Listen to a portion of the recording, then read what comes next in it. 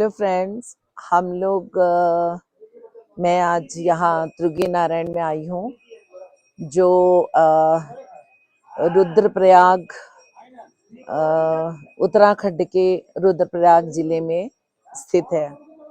और यहाँ पर शिव और पार्वती का विवाह हुआ था, तो इसलिए इस स्थान की बहुत महत्ता है। और यहाँ भगवान, ये जो मंदिर है ये भगवान विष्णु को समर्पित है।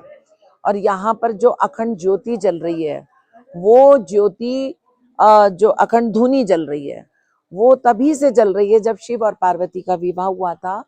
तो उन्होंने उस अग्नि कुंड के चारों तरफ फेरे लिए थे। वो तब से लेकर के अब तक वो अखंड धूनी जली रही है।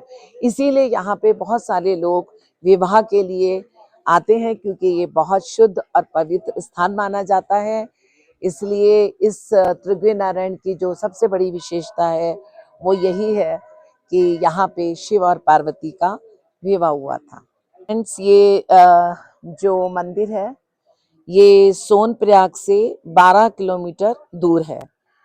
और यहाँ पर इस मंदिर की जो वास्तुकला है वो बिल्कुल केदारनाथ से बिल्कुल मिलती जुलती है, केदारनाथ जैसी है। और यहाँ पे 4 कुंड हैं, जिनका नाम है रुद्र कुंड, विष्णु कुंड, ब्रह्म कुंड और सरस्वती कुंड। और यहाँ पर विवाह करने के लिए जो लोग आते हैं, अभी हमारे हाल फिलहाल में मोदी जी ने भी यही बोला कि तुम लोग विवाह के लिए बाहर दूर विदेश में क्यों पैसा खर्च करते हो, इटली जाते हो या कहीं और बाली जाते हो।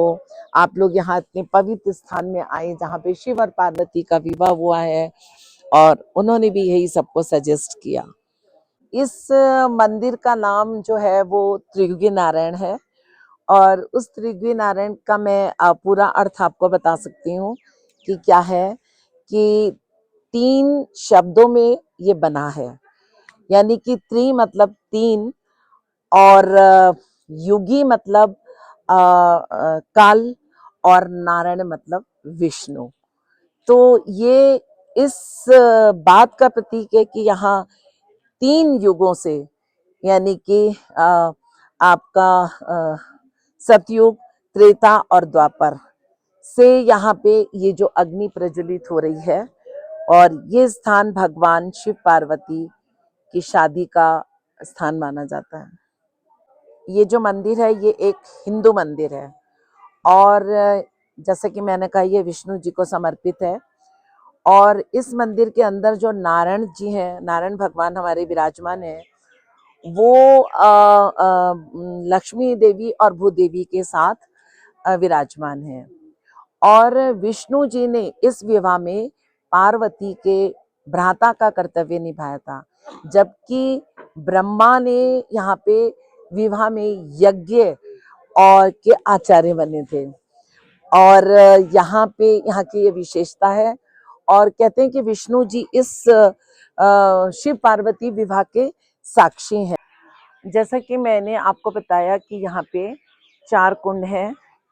तो जो यहाँ पे रुद्र कुंड है वो स्नान के लिए, और जो विष्णु कुंड है वो मार्जन के लिए, और जो ब्रह्म कुंड है वो आचमन के लिए, और जो सरस्वती कुंड है उसमें तर्पण किया जाता है। ये 4 कुंडों की महत्ता है।